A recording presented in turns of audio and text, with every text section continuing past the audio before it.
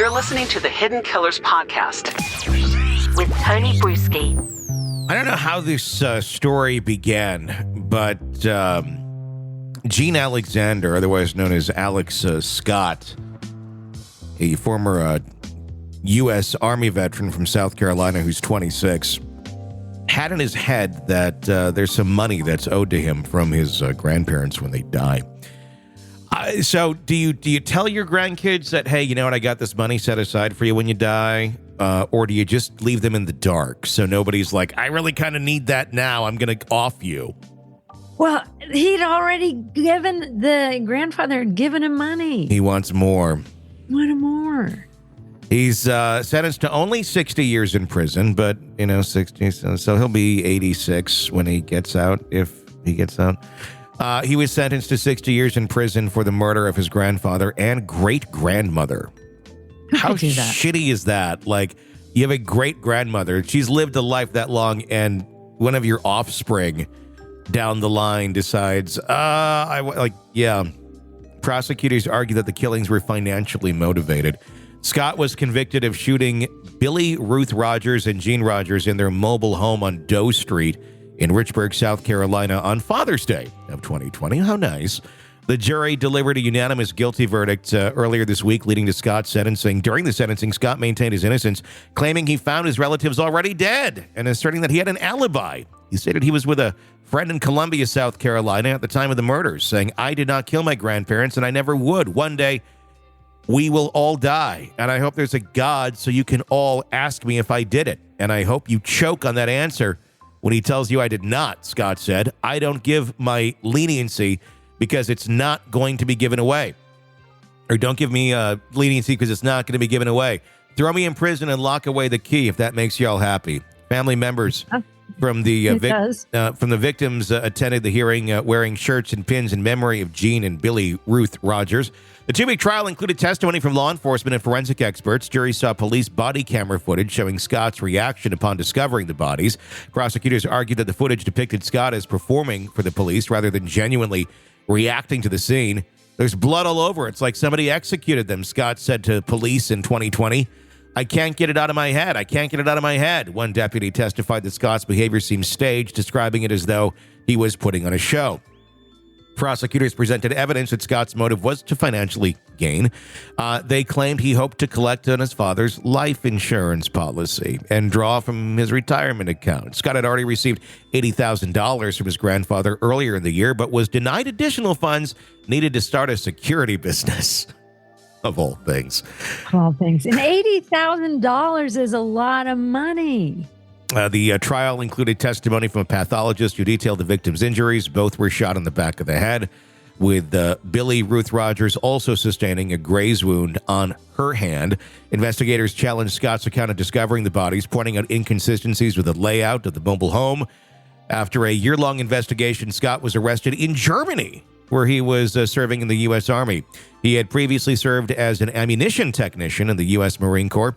Scott's attorney announced plans to appeal the verdict, seeking a new trial.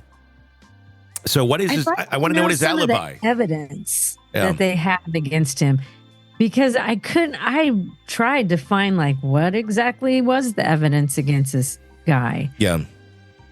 But I think I read one place where apparently he had killed them on Father's Day. This is what they're saying. And the jury agreed.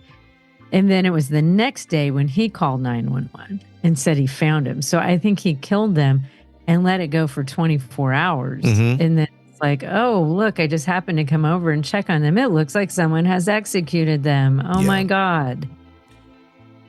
And then after all that, he enlists in the army. And then he takes off to Germany. Well, he had been a Marine at one point, and then he re-enlisted in the army. If he has nothing to hide, I mean, I don't see anything wrong with re-enlisting. If you didn't do it, you're going to continue on with your life. But I want to know the alibi. And obviously, if it was a solid alibi, we would have heard about it in this case.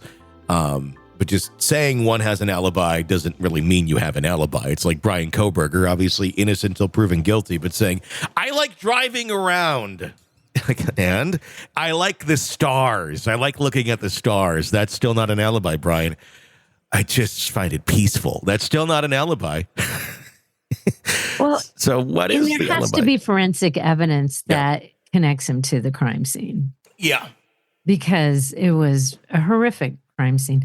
And anybody named Billy Ruth, you just want to go give her a hug. That's like the sweetest grandma name ever.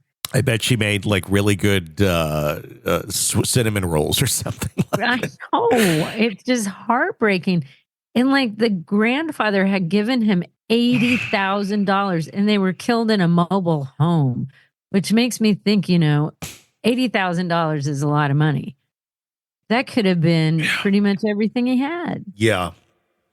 Well, not the life. You're not going to get the life insurance policy unless he's dead. So exactly. Already gave the money. A little bit more. Do you hear about taking out a personal loan? Like you could do that as well, or a business loan. There's ways of doing this without murdering your family. And who else would be murdering them? Yeah. A great grandmother and a grandfather. Why? What would the motive be? Yeah. Yeah. Money makes sense. That's kind of the only thing that makes sense here. But it's just so sad. Yeah.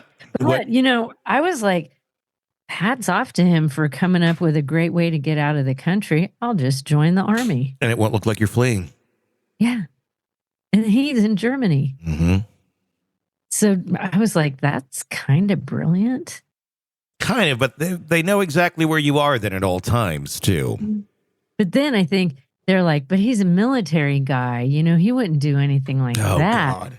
So it might have been part of the cover. He thought that, if I'm in the army, they're not going to think it was me. In all due respect to veterans and all of that, but I fucking hate that excuse, especially when it comes to like horrible behavior, like abuse or something like that, because it ain't a fucking excuse. If anything, it increases your odds, especially if you have PTSD, to be acting out in ways that you normally would not. And that's just normal psychology. If you've been through something traumatic, war or not, and you have that, that's not going to be, great. It could go bad unless you get the proper help. But because we have our horrible fucking system of helping our veterans when they get back, oftentimes they don't get the help that they need or deserve. But I had an apartment years ago. This is in Michigan. And I was in the lower level, and the upper level was a veteran and his girlfriend or wife, I don't know. And they had a kid and little kid. And it sounded like they were bowling all the time upstairs. But then they get into these fights, and you could hear it. And you could hear like physical shit going on. Oh, that'd be horrible. And it was horrible to listen to. And I called the police one night because it just I'm like, what the fuck? And nothing ever happened. I don't know why. But then I get a call the next day from the apartment manager saying, why did you call the police on that veteran? Like, I had no idea he was a veteran. And why does that? I said, I called the police on what I perceived to be an abusive situation going on. And there were people in danger, including a child. Well, he's a veteran. You don't call. He did the right thing. I'm like, that's what you do. I don't fucking care if you're the Pope. It doesn't, that should never play into that decision of like, right. Well, they're a veteran, so that gives them a free pass to beat the shit out of their wife. Like, no. What the fuck? What the fuck? But there is that line of thinking sometimes where it's like, well, like, no, you're a fucking human being. I don't care what you've done, did, or whatever, how heroic and lovely you are. If you're beating the shit out of your wife and I can hear it happening, the police should be called. But the apartment manager didn't like to hear that. It's fucked up. It was totally fucked up. As is this case. Such another fucked up story of abuse and people that clearly need help. Want to listen ad-free? Want advance access to all of our interviews before anyone else?